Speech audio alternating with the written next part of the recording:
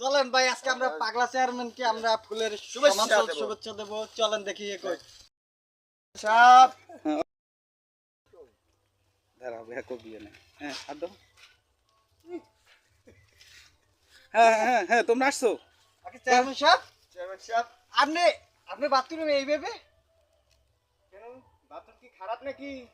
খারাপ না, আপনি এই বাথরুমে আপনি ব্যবহার করেন? আরে চিন্তা করো না, আমি তো এখন চেয়ারম্যান রানিং না, রানিং হইলে পরে বাথরুম এই দেশে। হ্যাঁ শুরু কর। শুভেচ্ছা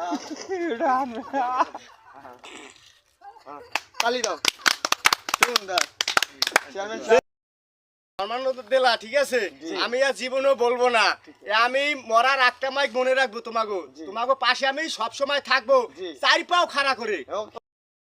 এই দেশে বাথরুম একটাও রাখবো না, সবাই কাফুলা গাছে হোগা দিয়ে আঁকবা।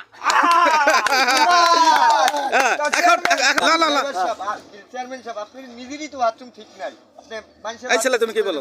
ছেলে তুমি কি বলো? ওই দেখো ওখান দেখো বাথরুম দেখো, কত পাকা সুন্দর বাথরুম। এটা নিচে টাকা দেখি চেয়ারম্যান সাহেব। বুঝো না প্রতিশ্রুতি দিতে হয়। বোঝো না?